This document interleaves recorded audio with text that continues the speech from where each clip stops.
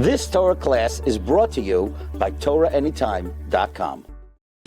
Shalom Aleichem, good morning, welcome to our viewers on Torah Anytime. It's Hashem Pashas Vayishlach, and maybe some Inyana de Yoima, if we get to it. Beginning of the Pasha, Vayira Yaakov me'oid. Yaakov is very, very nervous. He's afraid. He's going to fight. But not only is he afraid, Vayetzelo, he's distressed. But you said it already before. You said he was distressed, he was afraid, he was upset, he was worried, Vayira. So we have to double up. Vayira, Vayetzelo. Rashi explains, Vayira, he was afraid, maybe he's going to be killed. He's going to a war, he's going to be killed. Vayetzelo, Shema Yahog es ha'acherim. Maybe he is going to kill others. A few questions on this. If you're going to a war, I understand that you're afraid you're going to be killed. But why are you worried that you're going to kill others? Who are these people that you're going to kill? Those who are coming to fight you and trying to kill you. Isn't it a mitzvah? Haba lehogecha, hashkem lehogoy. Somebody comes to kill you, you're going to kill them. It's a mitzvah. What's the problem? Who is he worried? He's not going to azah and going to stand by his spectators, nothing to do with the citizens. He's going to fight a war. So what's the problem? In the first part, Vayira Yaakov me'od, he was very afraid. Maybe he's going to be killed. HaKadosh Baruch Hu himself promised you, Ushmarticha, I'll watch over you, I'll bring you back. So Rashi already explains. He promised Yaakov, the big tzaddik that I was before I left. Now, there's so many years, I'm not the same person. HaKadosh Baruch Hu's promise is true, but he promised to the same person who stays on the same level. I'm a different person. Maybe I was contaminated by some sins. That's Rashi's explanation. But some explain like this. The language of Rashi is Shema Yaharog es ha'acherim. He's going to kill the others. Who are those others? Acherim. Gemara in Horias Daf Yud Gimel Amud Beis, we learn a story. Rabban Gamliel was very strict in the way he conducted his presidency. And Reb Meir and Reb Nosson decided to remove him from office. How do you do it? So decided tomorrow we're going to ask him questions about Maseches Uktzin. Who learns Uktzin? He's not going to know. He's going to be embarrassed. People will see he's not fit for the job. He will see. He will step down. But there was somebody there in the Beis Medrash who heard this plan. His name was Rabbi Yaakov Karshi. And he decided, I'm going to help Rabban Gamliel. He went to Rabban Gamliel's house at night. He stayed right outside Rabban Gamliel's window, right outside his bedroom window. And he started learning Maseches Uktzin out loud at midnight. Rabban Gamliel never heard anything like this. It's a strange thing. Somebody's learning out loud Uktzin in the middle of the night, right outside my window. Who does that? He felt this is a sign from Shamayim. I better listen. He listened and he took an uktzin and he learned it and he knew it. Gewaldig. He comes in the morning to Beis Medrash and Reb Meir says, Rebbe, I have some questions, Maseches Uktzin. Maybe today give a shir Maseches Uktzin. Expecting Rabban Gamliel to say, let's skip that. No, he says, sure, why not? And he gives a shir and he knows it with all the mefarshim, even with about Tenura. And then Rabban Gamliel said, I know exactly what you plan to do. And if it wasn't that I learned it and knew it well, you would be embarrassed. I would be embarrassed and be terrible. And therefore, you guys are punished. You're kicked out of Beis Medrash. From now on, instead of using the name Reb Nosson, every time you see in Shas, Yesh Oimrim, it's Reb Nosson. We don't want to mention your name. Reb Meir, every time we see Acherim Oimrim, Acherim, who's Acherim? That's Reb Meir. Punishment, we're not mentioning your name and we're kicking you out of the Beis Medrash. So when Rashi says Yaakov Avinu was afraid, Shema Yaharog es ha'acherim, he's going to kill the others. Who's Acherim? Acherim is Reb Meir. Yaakov Avinu was afraid he's going to kill Reb Meir. What's the connection? Because in Giti Nuvav Amud Aleph, we learn about Niron Kesar, the ruthless Niron, the butcher. He killed hundreds of thousands of Jews, but then he fled and he converted. And the Gemara says, V'nafak minei Reb Meir. Reb Meir is one of his descendants. He converted. He says, Yaakov, wait a second. If I kill an Esav, there's not going to be later on a Niron who comes from Esav. If I kill a Niron, there's not going to be Acherim. There's not going to be Reb Meir. So he was afraid he's going to kill himself. He's going to die in the war.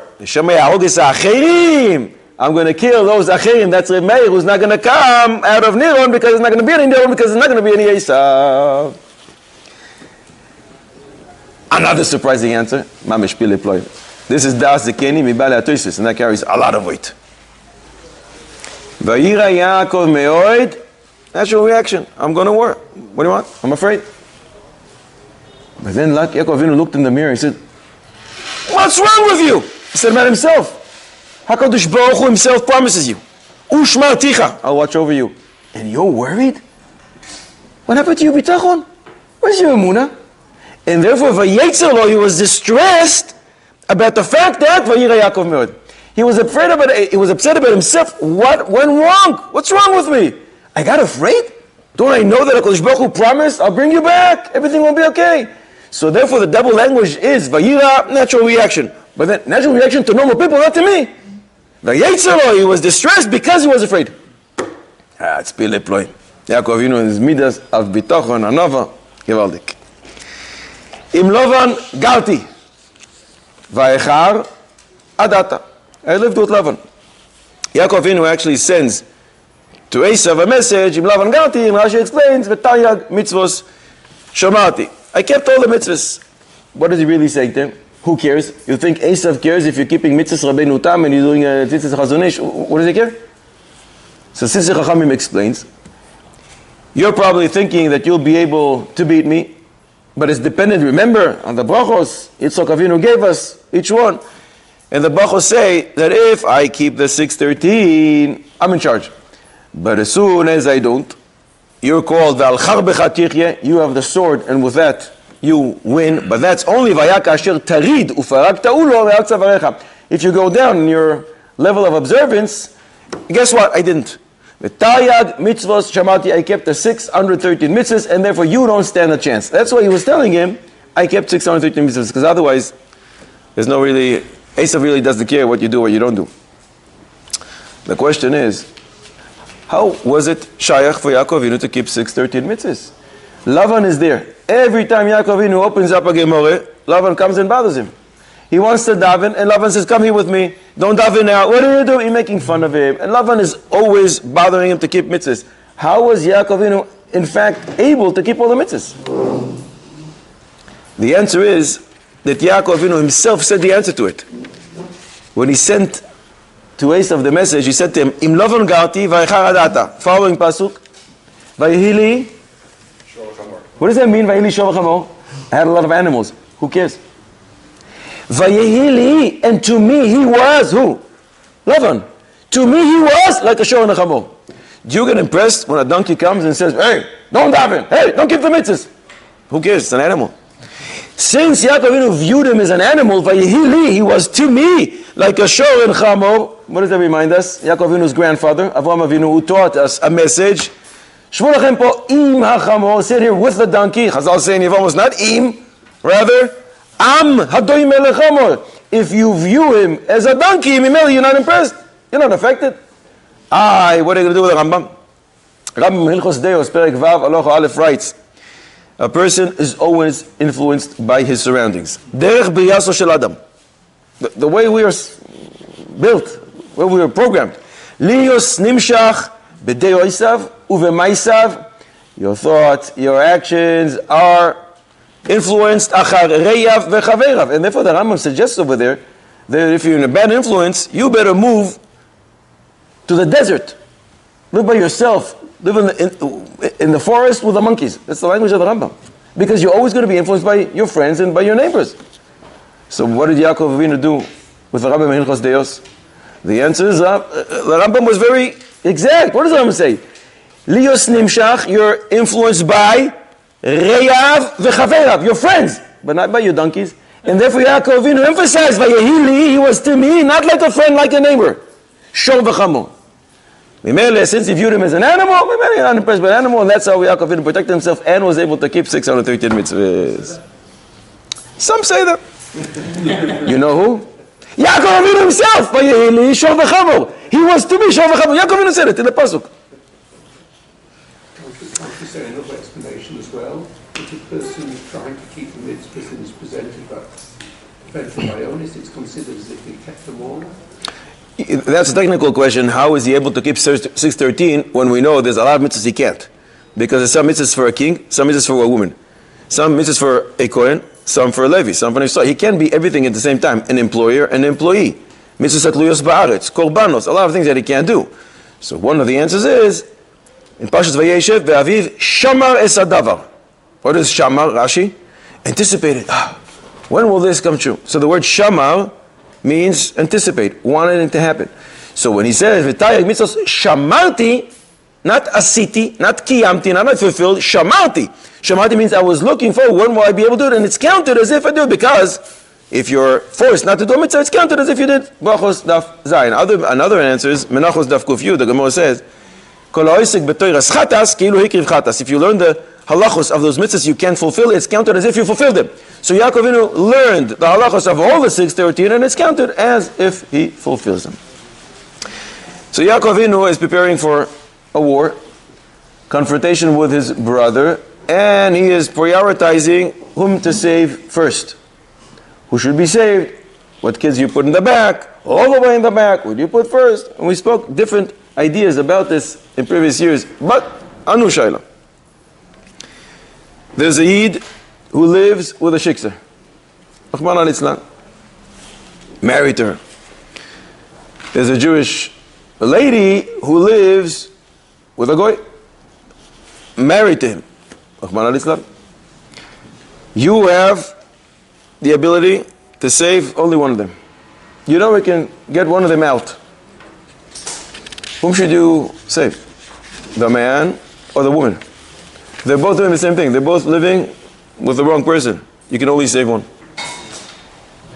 When I say the word save, saving from sin, because they're doing it willingly. They're married to them. They're having a nice time, a nice life. But we are able to go and convince them to go and to get them out of this problem. Whom should you go to first? Baruch atah Adonai Eloheinu, melech haolam she'akol nהיה b'toroi. The woman. You have to save the Jewish kids. Save the Jewish kids. And what about saving the kids that he's going to have? They're not going to be there. Save the woman. Woman. The man. Lama the man. You're creating more. What about saving the Jewish kids? The bonus. He's looking into the future. He has X-ray vision. He says, if I'm going to save now, look at first of all, I'm saving her from doing this. I'm saving him. But as far as the future generation, what weighs more? There's two Jews who are doing the wrong thing. A man and a woman. So he says, who cares? It's the same thing. But what carries more weight for a future generation? That's not a consideration? The man's sin. The man's sin is an active sin, and he lives with her. And the woman's sin is a passive sin. It's a passive sin only if she's forced to. But when she chooses to, it's her sin. Everybody agrees a woman except for? Man. Man? Why man? It's like a car race or a bonnet or something for him. He's not going to have any Jewish children, so he's going to cut off Jewish people. So you're saying Kares de Rabbanon is worse than a mitzvah, than an Isur de Oraisa? Kares de Rabbanon is worse than an Isur de Oraisa? Would be very, very chomer Kares de Rabbanon. Very Chamor Kares de Rabbanon can be more Chamor than an Isur de Oraisa? And is it, by the way, only a Kares de Rabbanon? If it's B'derech Keva?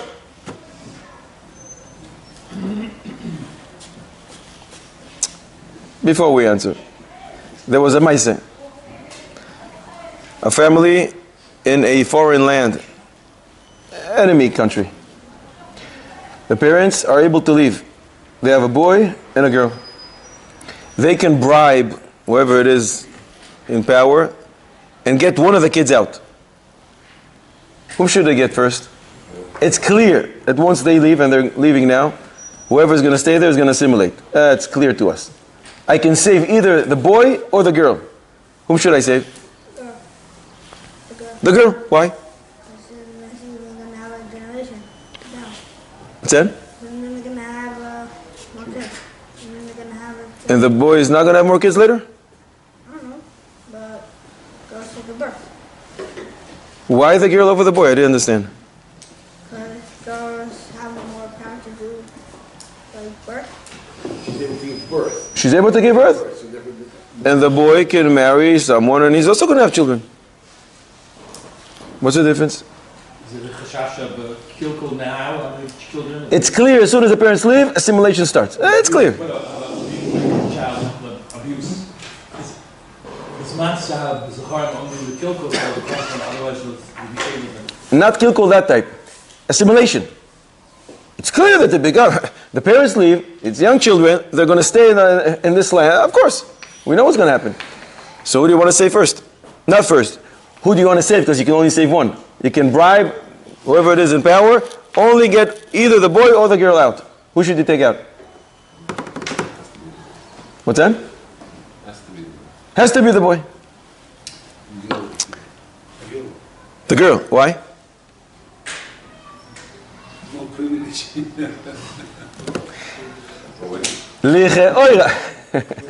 Licheoira, in first glance, we must say, we have to save the girl. Why? Shulchan Aruch Yoredea. In Simin Reish Nun Beis, in Seifim Ches, Tes, and Yud, we learn the prioritization. The Shulchan Aruch says, you redeem the woman first before the man. When they're in prison, you redeem her first. The Shulchan Aruch gives some examples and he says, what if one is in jail along with his father and his rabbi? Who goes first? So first you go yourself. First you save yourself if you can. Between your father and your rabbi, your rabbi goes first because he brings you Olam Haba, and the father only brings you to Olam Hazeh. Of course, if the father is also the rabbi, he goes first. But if it's only a father and a rabbi, the rabbi goes first. Says the Shulchan Aruch, what if the father, the rabbi, and your mother is there? Imo kodemes lekulam. His mother comes before everybody else. A couple is there. Ish ve'ishto, husband and a wife. Ishto kodemes lo. The wife comes first before you. A woman comes before the man. And Beis Din can go and take from your assets and redeem her. And even if he stands there and he's yelling, don't touch my money, don't touch my money. And Shamim lo. We don't listen to him. L'chorav from here, it seems clear that the woman goes first. So this Shaila, Shalas Yavitz, was asked in Chelek Aleph and Simin Sameches, and the person who asked him was suggesting that it's clear that you have to serve the girl first. He asked him in a case very similar to the one we described. The guy comes, and he comes to take two children, and he wants to convert them. And we are only able to redeem one. What should we do? Isn't it clear that we should save the girl in order for her not to assimilate? Because her seed is kosher. She's going to have Jewish kids, and look what's going to happen to them. The Yavitz writes, I don't even understand what your suffix is. It's clear that you have to save the boy. Why? He says, you forgot a Mishnah. In Masechet Holios, Daf Yud Gimel. When two people are drowning, a man and a woman, who do we save? A boy and a girl. Who do we save? A boy. They're drowning. Not that we have anything against women, but whenever you have more mitzvahs, you have more kedusha. A Kohen and a Levi are drowning. They're both males. We save the Kohen. He has more kedusha, more mitzvahs. A Levi and Israel, a Levi because he has more mitzvahs. A man and a woman. A man has, technically speaking, more mitzvahs, and we save him. So he says, if when we're talking about a physical death, we save the man, much worse is a spiritual death. Chazal's language is, Gadol ha'machtiyo yosher me'horgoi. If you cause someone to sin, it's worse than killing him. So if somebody's going to assimilate, it's much worse that it's going to be the boy, and therefore save him. And he says more than that.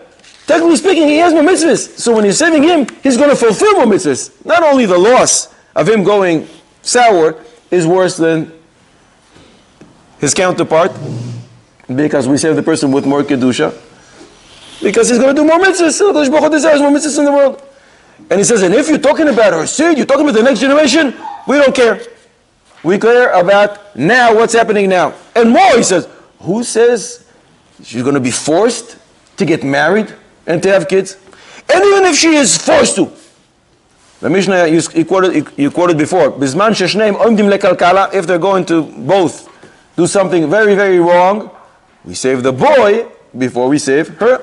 And more than that, let's say they force her to marry a goyish guy. Who says she's going to get pregnant? You know what? She got pregnant. Who says she's not going to abort? Do you know what's going to happen? Who says she's going to have kids? And let's say she will have kids. These kids are b'oinus.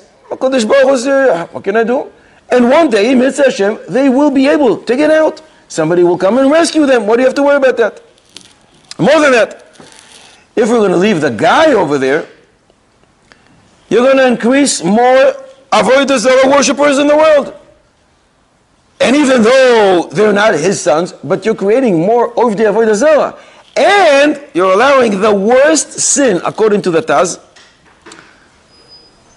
the worst sin, and that is he is mashchis, his seed. That's the worst thing in the world. Because he's creating kids who are not even Jewish, and they're of the avodah zarah. What are you going to do with the Mishnah, with the Shulchan Aruch that says you redeem the woman first? What are you going to do with that? Says the Yavitz, that's talking about three things that we don't have here. First of all, it's talking about a gadol, not about minors. Second of all, when we know that they're not going to assimilate them, that's a totally different pasha that we're dealing with. And when they're not going to cause him to do things against religion. So it doesn't apply here. Here, you have to save who? The boy first. Comes out, the Yavitz rules in our case, licheoira, you have to save the boy. Does the Yavitz answer shaykh to us? What was our question?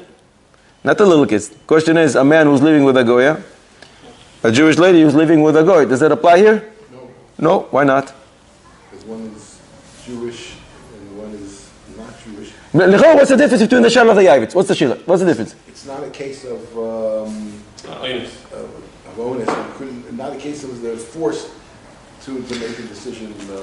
Is their sin equal? No. Why not? You wanted to say before it's only a karas derabanan. Let's see what Shulchan Aruch has to say about this. Shulchan Aruch and Even Ezer, Siman Tes Zayin Seif Aleph.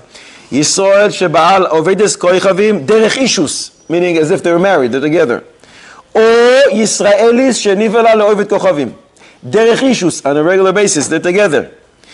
Harei elu loikin min hatoira. Isur deoraisa. Shneemar lo tischaten bam. Pasuk in Dvarim. If he does it derech znus, in other words, b'mikre, says the Shulchan Aruch, chayav alea only midirabanon. But if he does so, and that's considered ovedes koichavim mishum zoina umakin oiso makas mardus. Mardus derabanon. Ve'im yichadalo, she's special to him, but b'derech znus, chayav alea midirabanon, because of nida, shivcha, ovedet kochavim, and zoina. And if he was a kohen, so then it's so severe that even if it's b'mikre, he gets malkos min hatoira. So the Lemaisa, their sin lichoira is equal. They're both married. So it's all both malkos dioraisa. So why is there a more severe issue when who is with whom? What's the issue with the kohen? What's the kohen? Mishum zoina. But isn't that no yikachu? Isn't that there issues? If the kohen, even b'derech mikre, he can't. It's much more severe. Kohen, extra kedusha, more severity. So why is there more chumrah when a Jewish lady is with a goy? Because that's a gemore in Avodah Zarah Daf Lamed Vav Amud Beis. The gemore says when a Jewish lady is with a goy, she is drawn after him. Machlokes is how to understand it. The Avnei Miluim brings a ritva. That means her kids who are Jewish will be drawn after their goyish father, and they'll be of Avodah Zarah. We lost them forever. As opposed to the man's kids, they're not even Jewish. But others explains that she herself, it's hard to her to separate from the goy that she's with. As opposed to a Jewish man who's with a goyish lady, he can leave her. Not a big deal for him. Mimele lichoira, the sin is the same severity level that both malkos midioraisa, both from the Torah. But since there's an extra chumrah here, which means it's hard for her to separate, either her or because of the kids, there's a greater problem with leaving her with the goy, and we'd rather save her in a case like this, when they're both willingly living with their wrong counterparts, than saving the man. What about if there is a kanaim, there's a pinchas, and there is a yid that married a goya, and we can kill him? Or there's a yid who is living, he has a Jewish wife, and he also now marries a goya. He has two wives. Whom should we go and kill? Kanaim poigim boy. You can only kill one. Is there a difference? So there's one person who's married to a goya. There's a Jewish man who's married to a goya. There's another Jewish man who's married to a Jewish lady, and he added also another goyish wife. They have to kill. Any difference? Kanayim poigim bo. Pinchas comes to town, and he says, "Where should I go?" He's waiting for us to give him halacha. Go to the right, go to the left. Is there a difference? Well, I would think only the goya. Oh, the goya. Why is that? It's like mamash strictly only sinning. The other one maybe has some spirit. So you're thinking exactly the opposite of Rabbi Yaakov Kamenetsky. But exactly.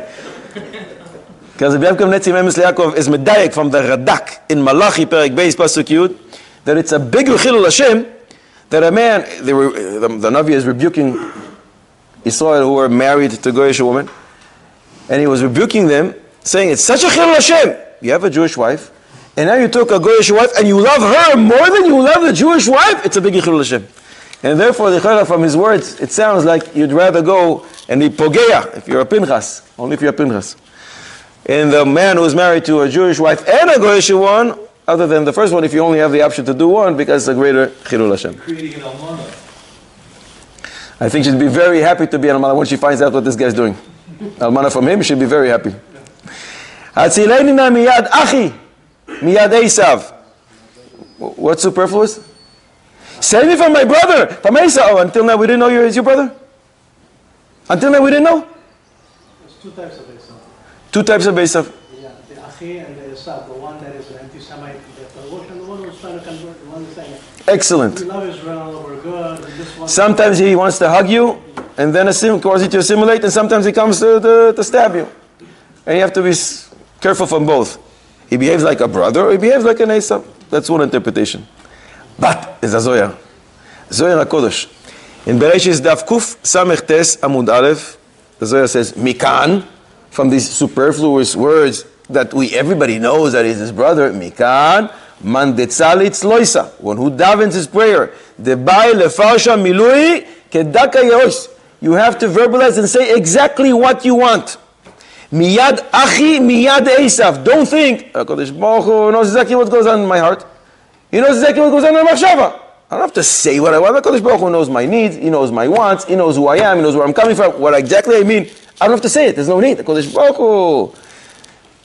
So therefore, says Azoya, you must articulate what you want. We learn it from here.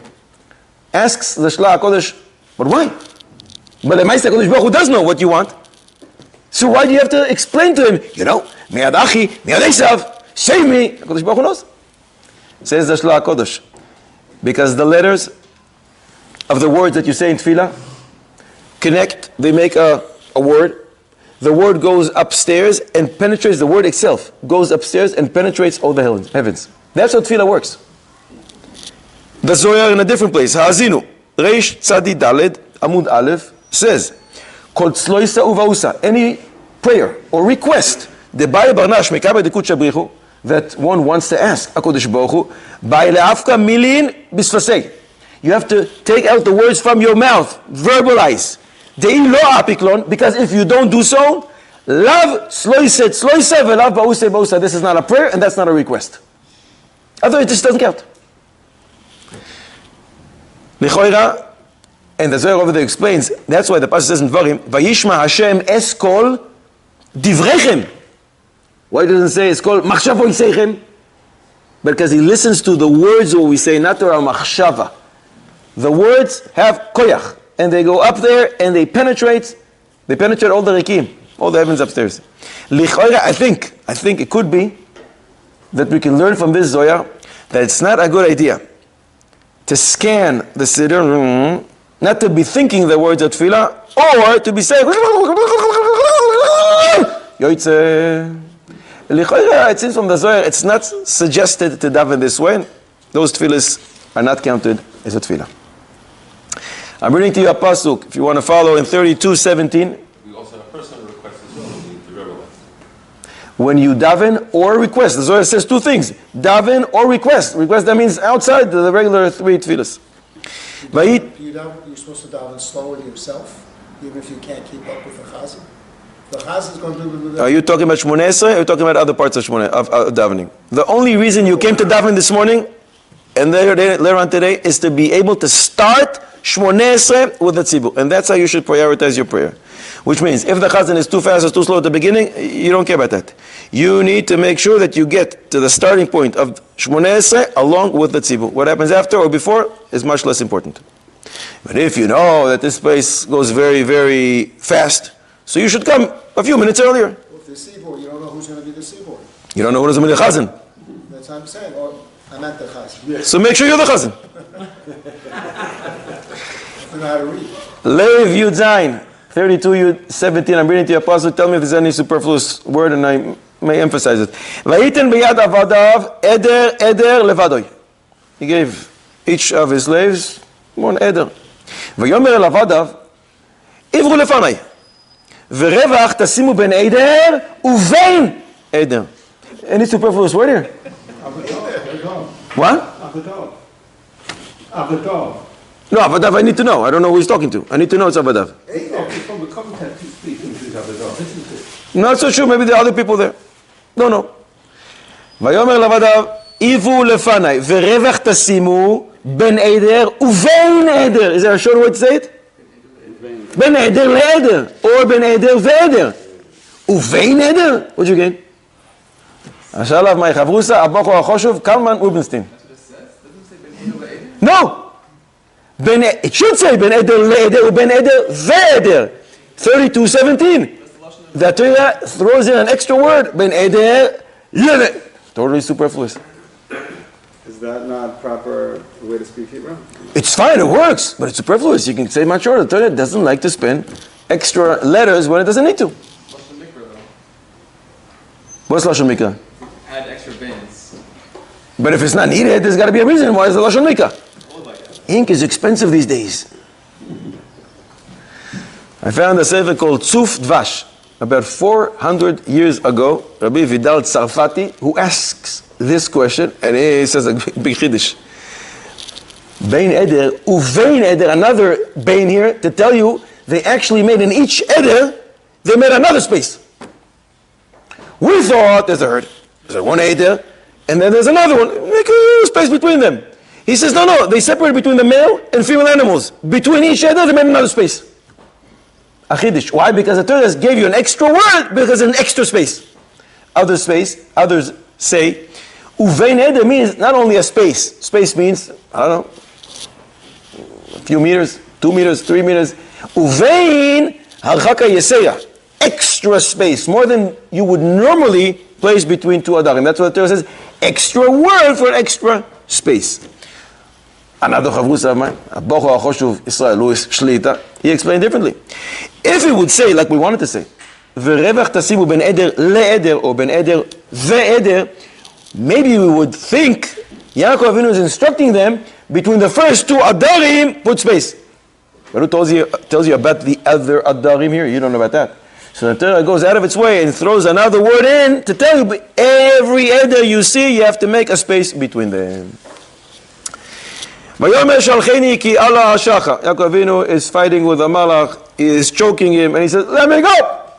I gotta go daven. It's time for me to say Shira. The Gemara in Chulin Daf Tzadi Aleph Amud Bey says, you should know, from the day I was created, many, many years ago, it wasn't my time. Now is my time to say Shira, so do me a favor, let me go, I need to go up there and praise Ribbon Shel. This doesn't mean, it just so happens, today is my shift. I'm supposed to be up there in the choir. No. When a malach completes his shlichus, when he finishes what he was supposed to do, then it's time to do this thing to Ribbon Shel. This malach, who was he? The minister of Esav. He's a Satan, Yetzer Hara. So what is really the goal of the Yetzer Hara. Contrary to popular belief, Yetzer Hara doesn't want us to stumble. The opposite. What's that? V'sarisa, you should fight. V'tuchal, you were victorious. But the Yetzer Hara's mission is not to make us fall. It's to give us a challenge in order for us to overcome it, to beat him. Mimele this Yetzer Hara, this Satan, Saro Shel Esav, is saying to Yaakov, finally! Baruch Hashem, you did it! Now I completed my mission, because you beat me. So only when I complete my mission, now I'm able to go upstairs and to sing to Ribono Shel Olam. That was my purpose, as what Reb Chaim Mibrisk explains. I think, this morning I looked in davening, and I saw myself saying, Baruch Ata Hashem, Haboicher B'shirei Zimra. HaKadosh Baruch Hu apparently loves singing. If HaKadosh Baruch Hu loves singing, and the only time the angels can sing is when they complete their job, and what is their job? Is for us to overcome them. Mimele, we have to give the angels a few more opportunities to sing to Ribono Shel Olam by combating the Yetzer Hara and actually beating it. Mimele we'll be able to give HaKadosh Baruch Hu many opportunities to hear the beautiful song of the Malachim. What does Hashem shech to Yetzer Hara? At the end of the day, for us to see, Sukkah Nun Beis, for us to see what the challenge really was, the essence of the challenge. Halalu boichim, v'halalu boichim. Tzadikim will cry, Reshayim will cry. The tzadikim will say, oh, it's like a mountain. How was I able to pass it? They'll cry out of joy. The Reshayim will cry, it looks like a tiny thin thread. How was I not able? And they will cry out of feeling the heat and starting to sweat in a very hot place. So in this struggle and challenge with the Malach, there's a very strange dialogue between the two. I'm reading some psukim. Vayomer elav, ma shmecha? Angel asks Yaakov, what's your name? Vayomer, Yaakov. Vayomer, lo Yaakov yamerot shimcha. Forget about it. Ki im Yisrael, we're changing your name. Your name is now Yisrael. You know why? Ki sarisa im Elohim v'im anashim v'tuchal. Because you fought angels, you fought people, and you're successful. Vayishal Yaakov Vayomer, and what is your name? Agidon Hashmecha. Vayomer, what are you asking? Lama ze tishal lishmi? First of all, the Malach wants to know, Yaakov, what's your name? And then he changes his name from Yaakov, ex-Yaakov, now Yisrael. Why? Because of the fight. Sarisa is a language of a fight. Not a language of nitzachon, of victory. It's only a fight. So why is he called based on the fight and not based on the fact that he won? Then, ex-Yaakov, now Yisrael, says, so what about you? And the Malach says to him, Lama ze tishal lishmi? Why are you asking what my name is? Rashi explains, the Malach was telling him, we don't have a set name. It changes according to our mission. When we're sent to mission A, we're called Malachim type A. And when we're sent to mission B, we're called Malachim type B. Why are you asking? The Mefarshim asks, what are you talking about? What does Rashi mean? There's so many Malachim with a set name. Gabriel, Raphael, Michael. There's countless Malachim. I think in previous years, not in this Parsha of Vayetze, maybe we spoke about Malachim. We brought a lot of different names and we discussed, can you use a Malach's name to name your child?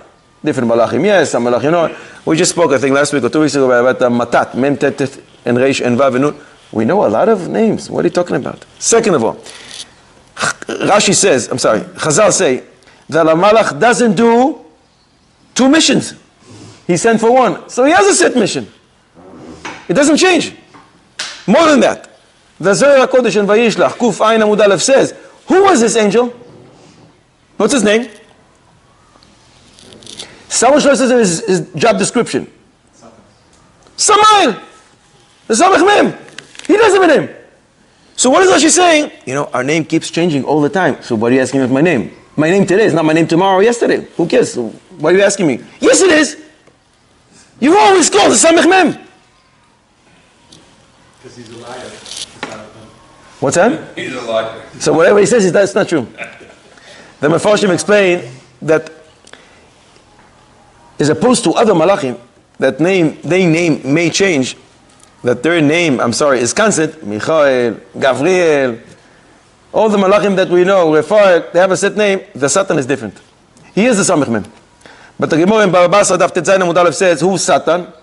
Hu Yetzer Hara, Hu Malach HaMavis. In Sukkah Nun Beis Amud Aleph, the Gemara says Yetzer Hara has how many names?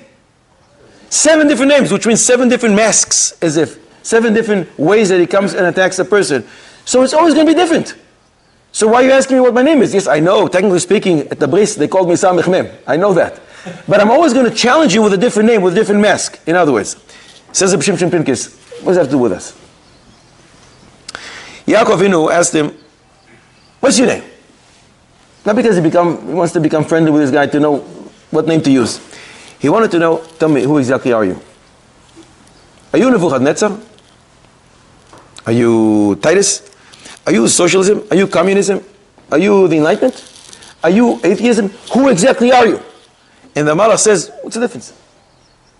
What's the gift? What are you going to gain from knowing my current name? Do you know? The time of the first Beis HaMikdash, they used to call me Avodah Zarah. Second Beis HaMikdash, same me. But there, my name was changed. I was called Sinas Chinam. In the time of the Rishonim, they used to call me Greek philosophy. Name change, and then they started calling me Enlightenment movement. Communism. The rule is, Yaakov Avinu, you can never get rid of me. So what's the difference what my name is? Just know that you'll never be able to get rid of me. The Satmar Rebbe explained, the Yetzer Hara is so smart and sophisticated, he comes and attacks a Talmid Chochem as a Talmid Chochem. Because if he's going to come as a Rasha, Talmid Chochem says, oh, stay away from me. If he's a Rasha, so he comes as a Rasha like him and takes him all kinds of places.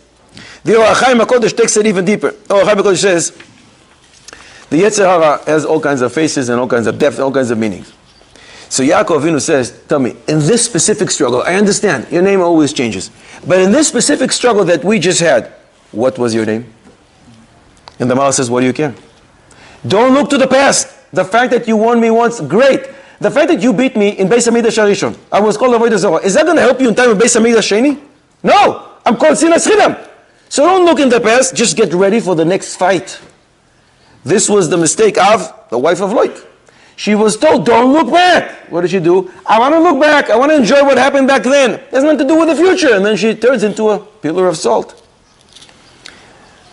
The idea in the message here is that we are supposed to be willing to be ready for a fight. Every single day, all day long. The fight of yesterday is yesterday's fight. It has nothing to do with the future. Nothing to do with the present. You have to be ready for the fight. And when you are ready for the fight, the battle will be won by Siyata Dishmaya. Because you're willing to get up and fight.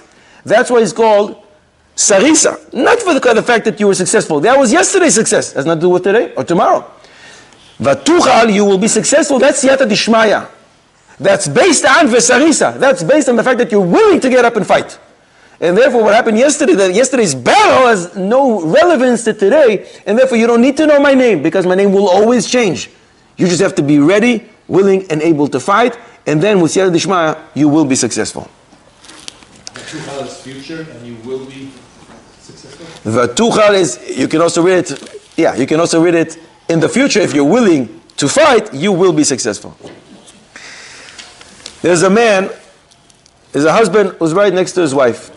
She's about to give birth now. She has all kinds of difficulties. She says, Reuven, stay with me. Sure, I'm staying with you. Don't leave me. I'm staying. As he's saying the words, I'm staying, he gets a phone call. And they tell him, your father just passed away. It's in a different city. The Levaya in 4 hours. Rush here so we don't have to delay the Levaya. He wants to know, should he say to this, my wife is giving birth. There's a doctor here. There's some nurses. He's in the hospital. He's not by himself, not stranded. She wants him to stay. Should he stay with her? Or kibudav? Mechabdu bechayav or mechabdu bemoiso. You have to honor your father even after your father's death. Go to the Levaya and then rush back. Or stay with your wife. Hay minay wadif. What comes first? What's that? No, not Shalav Nadarim. Shalav, what's the right prioritization? Your wife, who wants you near, she's giving birth. There's a doctor. There's 50 nurses. But she wants you. Or kibudav. It's the last time ever you'll be able to do this mitzvah of kibudav in this form. It's probably the only funeral that the father will ever have. Stay with the wife. Unless one of the Amoraim will come and do Tchiyas HaBeis. Stay with the wife. Stay with the wife. First of all, she's giving birth to life. Yeah, but Mr. Hashem, she's going to give birth many times to more lives. I know, but by being there, he's a support for her, because it could be for Shalom, if he's not there. Doctor, 50 nurses, not enough for you? Yeah, the husband is different. The wife wants the husband to be. And the father doesn't want his son to be there in his funeral? Sure he does. It's not kibudav? Sure he does. You have a raya? No. Yeah, You want me to pass him with a raya? you can break Shabbos. What's that? I break Shabbos. To do what? Put the light on. You're a raya? She's blind. Ooh-wah. Ooh-wah. Ooh-wah. A lady, a pregnant lady, she's about to give birth. She gives birth. She says, turn on the light, it's dark. Says the Gemara, of course we'll turn on the light for you. What's the shayla? Speak of nefesh shayla. No, the Gemara says, we're talking about a blind lady. And we have to accommodate her and turn on lights. Why do you do that? Yisuvidaite. She's much more calm and relaxed when she knows there's light, so other people who are taking care of her will be able to do it in a more efficient way. But they're not asking for the light. There's enough light here for them. I want you to put on the light. She's not even going to benefit from it. She's not going to know anything. You turn on the light. You see how severe it is to be with a wife, to help her. Anything to do with Parshas Shavua? That's right, but that's Masechet Shabbos. What does it have to do with us? Oitza Yad HaChaim in Simen Taf Ayin Vav was asked just this shaila. He said, I was asked about a person who wants to go to Levaya of his father, but his wife is giving birth and she wants him to stay with her. And I told him, you must stay with your wife. Why? Based on our Parsha. Rashi says, on the words, Alon Bachus, Dvorah, the nurse of Rivka, passed away. That's what the Pasuk says. He just found out that Dvorah died. But Bachus indicates there's more than one Bechi. There's two. Rashi explains, somebody else died. Who's that? His mother. Pasuk hides it away. We don't want to say it. Fine. So there are actually two deaths. Rivka. Who was in the Levaya of Rivka Imenu? Did Yaakov go to the Levaya? Did Yaakov go to the Levaya? Why not? The biggest tzaddikus in the world. Her name is Rivka Imenu, and she happens to be one of the matriarchs. Imenu. Yaakov said, no, I'm not going to your funeral. Why not? Says the Ramban. Ramban brings a medrash from Parshas Yisrael. Yaakov did not attend the burial of his mother, only Esav. And because it's very embarrassing, tomorrow is going to be in all the newspapers, look, only Esav came, so they did it at night. Back then, night vision and the cameras, they didn't have such great video equipment like we have today. You couldn't take pictures at night, it wouldn't be in the papers. Why?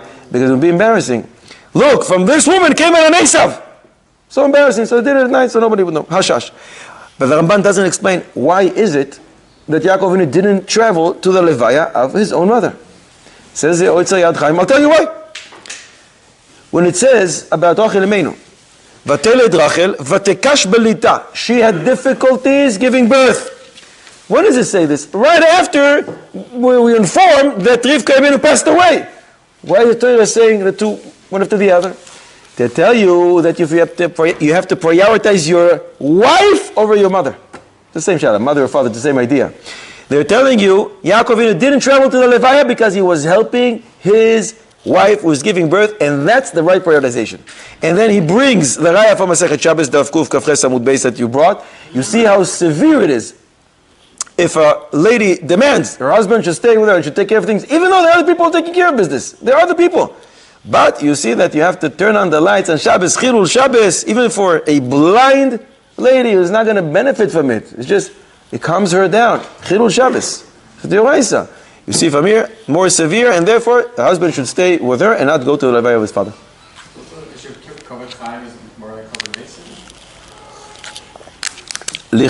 Yeah. But this is not a cover. This is a matter of helping my wife. But there's others who are going to help her. This is a Yisuvei Daita, to calm her down, as opposed to kibudav. We would think kibudav, doesn't even come close. But for these two specific things were mentioned in the Torah, you learn this. If the father was alive and asked for a glass of water and he's helping his wife give birth. Licheoira, kibudav after death is not less important than kibudav while the father is alive. Licheoira, we should prioritize always the wife. But licheoira should also be a good idea to try and explain to the father And if he doesn't understand, to explain to the wife how important it is. And you want me to live for a long time? I'm going to get longevity. The Torah says, you want me, maybe you don't want me to stay here, so you don't want me to go to my father. You brought a good example of Dafka bringing something to drink. Because that's really the definition of kibudaf. If he tells you something that's not part of the 6 things, motzio, machniso, malbisho, mashkeo, it's much easier. The fact that he wants you to do something not relevant to him, just because it gives him nachas, it's much less of an obligation, as opposed to what you brought, which is mamish a direct obligation of kibudaf. But lichoira, vedavak beishto, al ken yazov ish esavi veimo, vedavak beishto vayo lebas sarechad. That should be our preparation. It's just these 2 examples are brought in the Torah. Let's ask a shayla about Inyane de Yoima. Arel of the week. Which halacha in Shulchan Aruch starts from Beis Kislev? Only from Beis Kislev it applies. And which halacha in Shulchan Aruch starts from Rosh Chodesh Teves? It's a halacha that's only relevant in Teves and Shvat. It starts the beginning of Teves. Only halacha for 2 months. Doesn't apply throughout the year. And which halacha starts from Beis Kislev? 4 points to each question. You understand that it's difficult. Not everybody together. No, Rabbi say. Halacha that starts Beis Kislev. Halacha that starts Aleph Teves. Goes to Eretz Israel and says or something. Why Aleph Teves? You should start from the time that they start or we start saying Ten Talumata.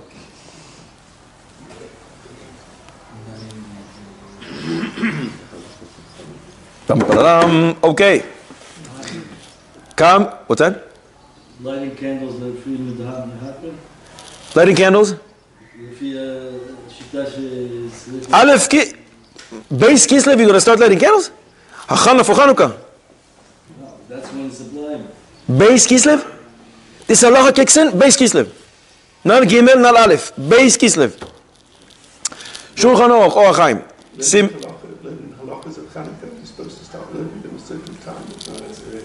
First of all, that's only on Yontef Deoraisa, and that's 30 days before. If it starts Kafei Kislev, so you got to go Kafei the month before, not Beis Kislev. Or HaChaim Tav Kuf Ayin Hey, Seif Beis, we learn. If Rosh Chodesh Kislev comes, and it still didn't rain, so what do? We establish 3 days of fast. Sheni, Chamishi, Sheni. Comes Or HaChaim in Tav Kuf Ayin Beis, Seif Beis, and says, but we don't do it on Rosh Chodesh. You don't decree this fast on Rosh Chodesh, so it must be the first one is Beis Kislev. If it falls on a Monday. Great. The other question. Chidesh. The Rema writes in Yoredea, Hilchos Shchita, Simin Yud Aleph, Seif Dalet. Miktzas Shoichatin, there are Shoichatin who are careful not to shecht any goose during the month of Teves and Shvat, unless you eat from its heart. Why? The Rema explains. Mishum shekabalahi, there is a tradition that there's 1 hour during the month, and you don't know which one it is, that if you shecht a goose, you will die. He brings it from the Tashbetz in the name of Rabbi Yehuda Chosid. The Shach says that even though the Rema says the minhag is to eat from the heart, if you do want to shecht during these months, Shach says, some minhagim give the liver, and I also see some people eating from the legs. Comes the placey. Who's the placey? If you understand Epshitz, and he starts yelling, you can hear him all the way here. He says, Chas v'shalom to be makpid on this. As I saw some people are makpid. This falls into Darkei Amori. Chas v'shalom. Because this is not something natural, doesn't make any sense, stay away. And he brings the Ran in Masechet Shabbos that says that it's enough that we don't protest by those people who do it. But Chas v'shalom for you to be makpid. Didn't the Torah say, Tamim tihya im Hashem Elokecha, be wholeheartedly with the Kodesh Baruch Hu? What is up with it? What is up with this? And he says, I don't even want to explain to you in length, but I'll tell you, in the time of Rabbi Yehuda HaChassid, back then there were many machashefos that Davka did some kinds of witchcrafts in goose, not shaykh to us. And he brings the rokeach that says many people back then stayed away from eating any goose, but today there's no chashash whatsoever. Comes the crazy. Who's the crazy? Rabbi Yonasan Lipshitz. Crazy Placey. And he brings the same thing that he wrote in the Placey, and he yells, and then he says, but lemaise, to eat a seudas mitzvah. He gives examples, seudas Shabbos, bris milah, a wedding, pashut, that there's no problem shechtin, because we have a pasuk in Kohelet perek Hey pasuk Hey, shomer mitzvah, lo yeda davar ra, no harm will come to him. So if you're planning to shecht during these 2 months, Tevis and Shvat, a goose, go ahead. You have the placey and the casey to rely on. Mitzvah Shem Shor Mitzvah Lo Yeda Davar Ra, but make sure that at least it goes for Dvar Mitzvah, then for sure you're covered. Good Shabbos, Rabbi Isai. You've just experienced another Torah class brought to you by TorahAnytime.com.